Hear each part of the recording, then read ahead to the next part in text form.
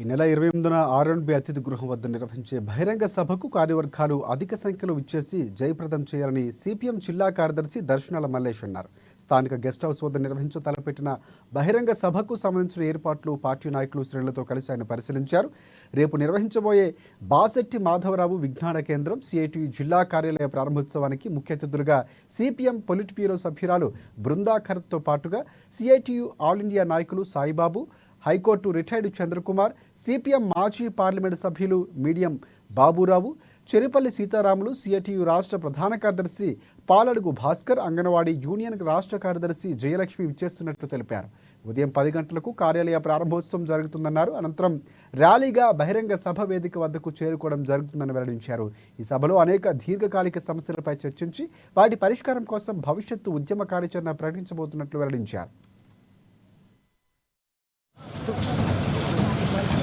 రేపు కంబడ్ బాసెట్టి గారి విజ్ఞాన కేంద్రము సిఐటియు జిల్లా కార్యాలయము ప్రారంభోత్సవానికి ఆ ప్రారంభోత్సవం అనంతరము బహిరంగ సభలో ముఖ్య అతిథిగా పాల్గొనడానికి సిపిఎం పార్టీ పొలిట్ బ్యూరో సభ్యురాలు కామ్రేడ్ బృందాకరత్ గారు, అలాగే సిఐటియు ఆల్ ఇండియా నాయకులు కామ్రేడ్ సాయిబాబు గారు, ఆదిలాబాద్ జిల్లాలో ఉద్యమ నిర్మాతగా ఉన్నటువంటి హైకోర్టు రిటైర్డ్ జడ్జి చంద్రకుమార్ గారు, అలాగే సిపిఎం పార్టీ మాజీ పార్లమెంట్ సభ్యులు మీడియం బాబురావు గారు, చెరుపల్లి సీతారాములు గారు, మాజీ ఎమ్మెల్సీ, సిఐటియు రాష్ట్ర ప్రధాన కార్యదర్శి పాలడుగు భాస్కర్ గారు, అంగన్వాడీ యూనియను రాష్ట్ర అధ్యక్షురాలు కార్యదర్శి జయలక్ష్మి గారు, ఇలాంటి ప్రముఖులందరూ రాబోతూ ఉన్నారు. రేపు ఉదయం 10:30 గంటలకు కార్యాలయ ప్రారంభోత్సవము విద్యానగర్లో జరుగుతుంది. తదనంతరం ర్యాలీ తీసుకొని ఈ బహిరంగ సభ దగ్గరికి వచ్చి 11 గంటలకు బహిరంగ సభ ప్రారంభమవుతుంది.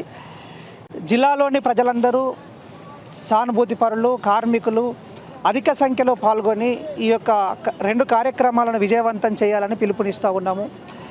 ఆదిలాబాద్ జిల్లాలో జరగబోయేటటువంటి భవిష్యత్తు ఉద్యమ కార్యాచరణ లేదా ఆదిలాబాద్ జిల్లా అభివృద్ధి కోసం ప్రభుత్వాలు చేపట్టాల్సినటువంటి చర్యలు, ఆదిలాబాద్ నుంచి ఆర్మూర్కు రైల్వే లైన్ విషయం కావచ్చు, సిసిఐని పునర్ప్రారంభించాలనే డిమాండ్ కావచ్చు, విమానాశ్రయాన్ని నిర్మించాలని చెప్పి కానీ, తాంసీ బస్టాండ్ దగ్గర అలాగే భగత్ సింగ్ నగర్ దగ్గర నిర్మిస్తున్నటువంటి రైల్వే ఫ్లైఓవర్ బ్రిడ్జిలను వెంటనే పూర్తి చేసి అందుబాటులోకి తీసుకురావాలని చెప్పి, అట్లనే ఆదిలాబాద్లో తెల్ల బంగారంగా పేరుగాంచినటువంటి పత్తి పండుతూ ఉన్నది, ఇక్కడనే టెక్స్టైల్స్ పార్కును ఏర్పాటు చేయాలని ఇది సుదీర్ఘ కాలంగా ఆదిలాబాద్ జిల్లా ప్రజల యొక్క డిమాండ్గా ఉన్నది.